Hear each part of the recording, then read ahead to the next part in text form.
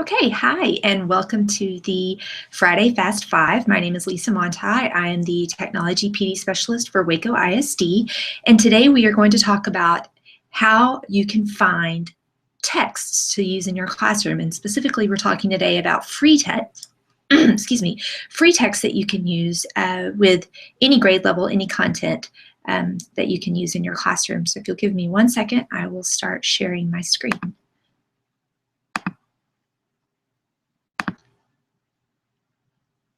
Okay, the first place I'm going to start is called Epic, and when you Google it, you can type in Epic Books for Kids. And what is amazing about this site is you can sign up for an educator account, which means that you can create an account and you can have up to 36 students in your class. What's really cool about it is you can put all of the students' names in. So I'm going to show you some profiles I created. And so, of course, these are my personal children. You can have up to 36 different profiles. And when the student first clicks on the profile, it's going to ask them how old they are and what kind of books they're interested in. I'm going to give this just a moment. And then it will make suggestions of texts for you. What's really, really nice about this site is not only do they have really, really good books in here, but they also, if you scroll down just a little bit, they have books that will read to you. And so all of these books here have built-in audio support. And so all I would have to do is click on a book and have it start reading to me. It says read to me. So this is a fabulous, fabulous resource for ebooks at all grade levels, K through 5, all interest levels. And like I said, I really like that read to me feature. I think that's just an added bonus. So again, that's Epic Books for Kids. And like I said, be sure to go in and sign up for an educator account and start creating a classroom. Another news resource that I found, of course, I'm a big fan of News ELA or Newsela, however you choose to pronounce that. Well, this is Dogo News, and Dogo News is a great, great site for K through 8. What I like about it is that every article that's featured has a video, a picture, a piece of media literacy, sometimes an infographic, sometimes a different chart or map or graph. And then what I really like is all of them have questions at the end that you can actually use for comprehension checks. I'm going to click on one. You can search by category, or at the top right of this site, you can actually click on grades and you can see what's suggested for K3, 3-5, 5-8. So just for today, I'm going to select 3-5 and I'm going to scroll down and we're going to click on this first news article here. And so again, it starts with some kind of image, you have some kind of media literacy, of course you have your text. I'm going to keep scrolling down. You have a video. And again, at the very end of it, you have comprehension questions, you have a critical thinking challenge, and it even gives you a list of vocabulary, which is really nice because there's an interactive game that you can play with the vocabulary. So again, a really good resource here for our younger students. And again, just getting them access to the different texts there. Another great resource that you can search by grade band, you can search by Lexile level, is Tween Tribune. So I came to tweentribune.com. This is a Smithsonian resource. And I'm just going to, again, click on the second article here about archaeologists.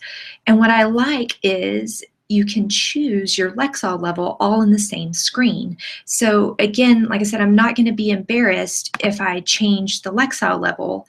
My screen looks like anyone else's. And so you can't, students can't see at a quick glance, oh, you're reading this at a different Lexile level. It's all in the same screen here. So I like that that the Tween Tribune gives this option here. Like I said, you can also come up here and search by grade bands as well for texts. Another resource that I want to show you is through Britannica. And again, we have Britannica, Adam Matthew, and Gail through TextQuest. And so if you'll give me just a moment, I'm going to go to our curriculum webpage. And again, I'm going to go to the Tech PD Specialist land. This is my area over here. And I'm going to click on Resources for Teachers. I'm going to scroll down to the We Use TextQuest logo. And I'm going to go to our Fast 5 here, 5 things you should know about TextQuest. The first thing I want to show you is in Britannica. So I'm going to select Britannica, and I'm going to choose articles here. And again, just for today, I'm going to choose animals, and I'm just going to scroll down and we'll do arachnids. So you can see here you have an article reading level of a 1 and a 2. I'm going to click on 2, and it actually jumps me up to middle school. And so I can come and read at the middle school level here, and I could even go on up to the next level. I could go to level 3. Again, if this is too tough for me, I might come on back down to level 1. And again, you see here, it's all on the same screen. So like I said, you can't really tell what level you're reading the text at. So it's a really nice feature in Britannica here. I'm going to go on back to our curriculum page, and I'm going to show you in Gale how you can change the text there. So again, I'm going to the Tech PD page. I'm going to scroll down to We Use TextQuest. I'm going to go to the Fast 5, 5 things you should know, and I'm going to choose Gale Info Bits. And I'm going to just look for people, maybe an author, and I'm going to scroll down. I like Laura Ingalls Wilder, so I'm going to go ahead and select her. And here are some books and pictures and magazines. I'm going to come on down to a news article. I'll go with this one. And what I like about this one is it does give you the Lexile level at a glance. You can listen to it, but over here you can select translate the article. You can translate it into, your variety of different languages here. I'm going to choose Spanish. And you give it a moment, it says that it's translating. And what's really nice about this site is after it's done translating, you can still listen to it in Spanish. And so it's a really nice, again, audio support built in for our students. So keep in mind there are tons of things in Gale, tons of resources in Britannica there that you can use in your classroom for accessing texts. Another resource that we have through the Technology Resources Consortium is we have about 6,000 ebooks available. And so I'm going to show you quickly how you can access those. I went to destiny.esc11.net, destiny.esc11.net, and in the top right here where it says Region 12 Libraries, I'm going to click on Waco. And then here's where you can choose your school. So again, choose your campus. I'm going to choose Crestview. And you're going to click on the very first link here that says Trek eBook Collection Read Online. I'm going to click on that. I'm going to go to the Catalog tab, and I'm going to do a pretty broad search. I'm going to do, my children like books about jokes. So here we have our whole list of results. Everything in green is an ebook. That means you can access it. So my 8-year-old Jackson, he likes sports and he likes sports jokes. So how to access these books without even having to log in is I'm going to click on the title of the book. I'm going to click on sports jokes. I'm going to come over here to the top right, and I'm going to click read online. And give it just a moment, especially the first few times you access it. It does take a moment to load the book for you. And here you are. Here's your book. They are all scanned in, so keep in mind you might have a blank page here or there. And of course, you have all of the pages of the book. So if you just keep flipping, you eventually get to the actual text itself. This is a great resource, and it's a great way to project text during a whole class, whole group direct instruction piece. They could also access these texts on any device we have. Like I said, notice I never had to sign into anything. It was just a matter of knowing where to click. So like I said, you just choose the first link, type in what you're searching for. Like I said, click on the title of the book, and then click on read online. and then you have access to all of the books. And so that's available here at school, there at home. This is available anywhere. You don't have to sign in. Now, a couple of tools to help you with reading texts. One of the first ones is rewordify.com. If you go to rewordify.com, you can put text in here, or you can paste an entire web page that you would like to simplify. So again, I went to the Tween Tribune. I chose an article on beluga whales, and you can choose here to rewordify the web page and display it, or to rewordify just the text. And so I'm going to just click on the first one here, and I'm going to show you what this looks like.